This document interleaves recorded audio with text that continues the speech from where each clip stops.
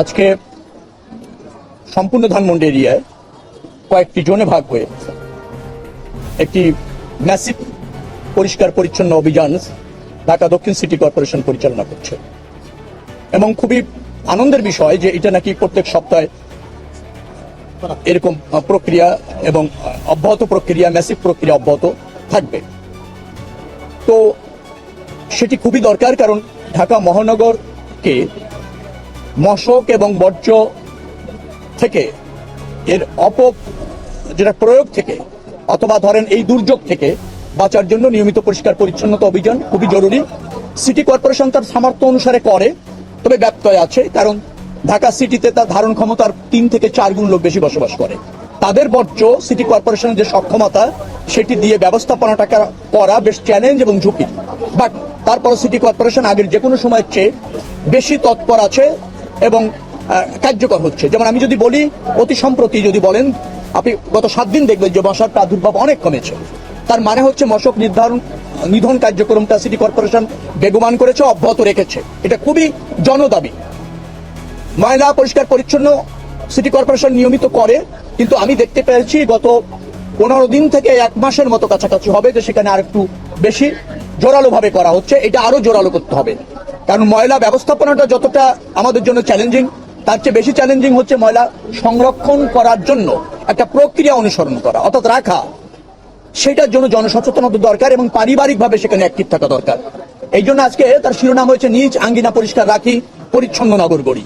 অর্থাৎ আমরা যদি যার যার আঙ্গিনা, যার যার বাসস্থল পরিষ্কার রাখতে জানি বা পরিষ্কার রাখি, পাশাপাশি নিজের পরিবার থেকে যে উচ্ছিষ্ট ময়লাটা হয় সেটা যদি সংরক্ষণ করে নির্দিষ্ট স্থানে ফেলতে বা রাখতে সিটি কর্পোরেশনকে বা যারা বর্জ্য অথবা বাসার থেকে ময়লা কালেকশন করে তাদেরকে সহযোগিতা করি, আমার মনে হয় এই চেনটা যদি ঠিক থাকে, বাসা বর্জ্য কালেকশন করে নির্ধারিত স্থানে বর্জ্য রাখা, সেখান থেকে সিটি কর্পোরেশনের গাড়িতে নিয়ে গিয়ে সেটিকে আরেকটা জায়গায় যেখানে বর্জ্য করা হয়, মানে ব্যবস্থাপনার শেষ অংশ যেটা, সেটাকে যদি ফাংশন করানো যায়, আমার মনে হয় যে আমাদের এই সমস্যাটা পর্যায়ক্রমে দূর হয়ে যাবে। ধানমন্ডি লেক এটা একটা অভিজাত আবাসিক এলাকা এবং লেকটা হচ্ছে এলাকার সৌন্দর্য বৃদ্ধি এবং আবাসিক এলাকার মানুষের ফুসফুস বলি আমি আর কি, এরকম একটা জায়গা। কারণ অ্যাপার্টমেন্ট হয়েছে, কোথাও জায়গা নাই, লেকটা আমরা ব্যবহার উপযোগী দেখতে চাই এবং করতে চাই। যার ফলে প্রশাসক মহোদয় চমৎকার ভাবে বলেছেন যে বাণিজ্যিক ব্যবহার কমাতে হবে। ইতিমধ্যে সিটি কর্পোরেশন সে উদ্যোগ নিয়েছে।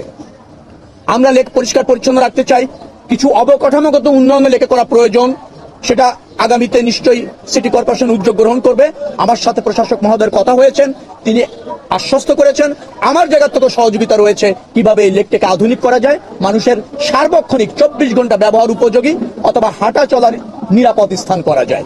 আবারও আরেকটা জিনিস আপনাকে বলতে চাই, এখানে একটা লাইব্রেরি করার আমাদের ইচ্ছা রয়েছে, অঙ্গীকার আছে। একটা বড় ইয়োগা অথবা জিম করার, পুরুষ মহিলা আলাদা, সেই ব্যাপারও আমাদের কিন্তু আগামীতে যে লেকের যে উন্নয়ন হবে সেখানে সেই ফ্যাসিলিটিটা আমরা ইনশিওর করতে চাই।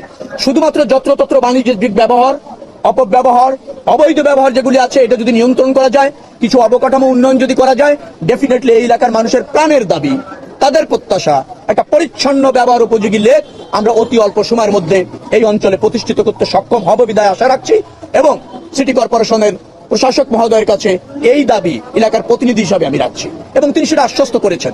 আমি মনে করি যে কোনো সময়ের চেয়ে সিটি কর্পোরেশন বর্জ্য ব্যবস্থাপনা বলেন, উন্নয়ন বলেন, তারপর মশক নিধন, স্ট্রিট লাইট, রাস্তা সংস্কার, এসব ক্ষেত্রে আগের যে কোনো সময়ের চেয়ে বেশি মনোযোগী নিয়ে কাজ করছে।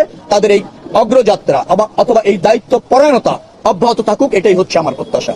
দেখবেন যে কিভাবে 7টি এলাকায় একসাথে ম্যাসিভ ভাবে বর্জ্য কালেকশন এবং পরিচ্ছন্ন অভিযান পরিচালিত হচ্ছে এবং একই সাথে মশক নিধনের জন্য পর্যাপ্ত ওষুধ ছিটানো হচ্ছে, সেটা আমরা এখান থেকে দেখতে পাবো। এটা ভালো উদ্যোগ। ঢাকা দক্ষিণ সিটি কর্পোরেশনকে আবার ধন্যবাদ জানিয়ে আমি এই মহতি কাজ না, এই দায়িত্বের কাজ বলবো। মহতি কাজ হলো যখন আপনি স্বেচ্ছায় অনুপ্রাণিত হয়ে করেন, আর এটা হচ্ছে সিটি কর্পোরেশনের দায়িত্ব থাকবে। এই প্রত্যাশা রেখে শেষ করছি। আল্লাহ হাফেজ। বাংলাদেশ জিন্দাবাদ।